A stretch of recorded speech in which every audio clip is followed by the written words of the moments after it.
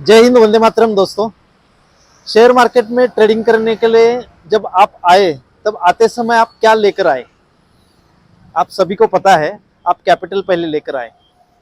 Capital लेकर आए। Capital आप किसी ने 50,000 लाया, किसी ने 1 लाख लाया, किसी ने 2 लाख लाया, किसी ने 10,000 लाया। एक छोटा सा कैपिटल लेकर आपको लगा कि मैं पहले ट्राई करता हूँ, ट्रेडिंग शुरू करता हूँ, और आपका लॉस होते होते गया। फिर कैपिटल आपका खत्म हो गया, वापस आपने कैपिटल ऐड किया। दोस्तों, टेक्निकल अगर आपने परफेक्ट सीखा तो उसके बाद आपकी दूसरी जिम्मेदारी बनती है कि आपका कैपिटल सेव रहना। अगर आपने कैपिटल पर काम किया, आपने 50,000 समझो ऐड किया है डिमेट अकाउंट में, और आपको प्रॉफिट हुआ 10-15 हज़ार, तो 65,000 हो गए। 65,000 में से 15,000 आपके नहीं है, आपके है सिर्फ 50,000 दोस्तों। लेकिन आप लोग क्या करते हैं कि 75,000 होने के बाद आपको लगता है कि मेरा ट्रेडिंग जर्नी परफेक्ट चालू है, और उसके बाद फिर आपका आपने जो प्रॉफिट किया वो भी आपका लॉस हो जाता है, और फिर कैपिटल बचता है 50,000।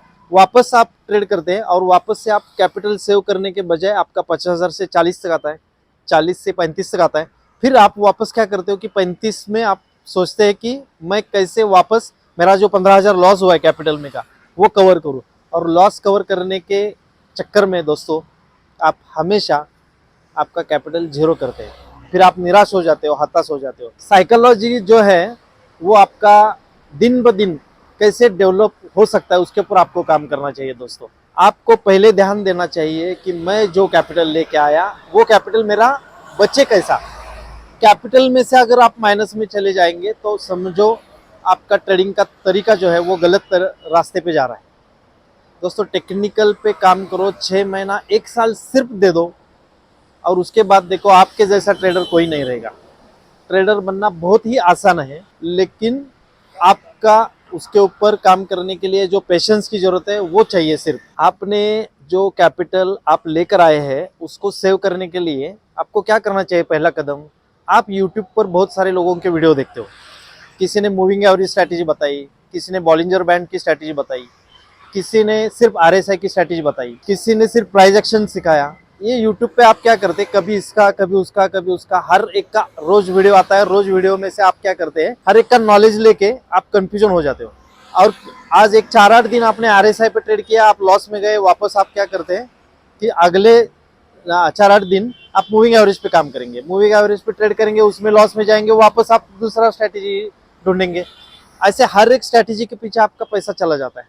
आप हमेशा एक काम करो, एक स्ट्रैटेजी को पकड़ो जो कि आपको लॉस हुआ तो भी उसी के ऊपर काम करो, उसी में मास्टरी हासिल करो। आप कोई भी एक स्ट्रैटेजी पकड़ो। कैंडलस्टिक पैटर्न के ऊपर अगर आपको ट्रेड करना है तो सिर्फ उसी को पकड़ो, पहले कुछ महीनों तक उसके ऊपर मेहनत करो दोस्तों।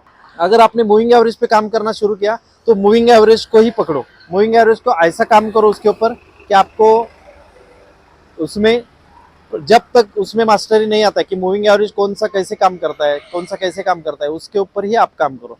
आपका हमेशा कैपिटल बना रहना चाहिए दोस्तों, कैपिटल सेव रहना चाहिए। कैपिटल के लिए आपको ये प्रयास करना जरूरी है दोस्तों। ये जो आपका कैपिटल है ना, कैपिटल जाने के लिए आपके कई सारे जो रीजन है, उसमें और एक रीजन है कि किसी किसी को लगता है कि मार्केट यहाँ से ऊपर जाएगा, और किसी को लगता है यहाँ से नीचे जाएगा। लगने पे वो भरोसा रखते हैं और क्या करते हैं, उसमें ट्रेड लेते हैं।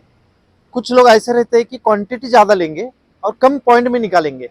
समझो बैंक निफ्टी या निफ्टी है, 5-7-10-15 पॉइंट में निकल लेंगे हम लोग बाहर, लेकिन क्वांटिटी ज्यादा डालेंगे। तो मैं कैसे होशियार हूँ, और जितना ज्यादा क्वांटिटी है ना, उसमें आपके लॉसेस के चांसेस भी ज्यादा रहते हैं दोस्तों। और कम पॉइंट में एग्जिट होने के लिए आपको एक्यूरेट, बहुत एक्यूरेसी आपकी आनी चाहिए दोस्तों। कैपिटल बचेगा तो आप टिकोगे मार्केट में, कैपिटल जाएगा तो आपका 1-2 बार 10 बार कैपिटल जाएगा तो आप मार्केट से बाहर निकलोगे, और बिना नॉलेज का आप ट्रेड करोगे और फिर बाद में मार्केट को आप गलत बताओगे। वैसे नहीं होता है। और दूसरा एक दोस्तों कि आपके लगने पे कुछ नहीं चलता है मार्केट में। आपको लगता है ना, उसको वैल्यू शून्य, उसको 1 या 2% की वैल्यू है मार्केट में दोस्तों। तो लगने पे मत जाओ। चार्ट पे क्या दिखता है, चार्ट पे मैं कैसे काम करूं, चार्ट पे मैं कैसे टेक्निकल एनालिसिस बन के ट्रेड करूं और मेरा कैपिटल बचा रखूं, इसके ऊपर काम कीजिए दोस्तों। धन्यवाद।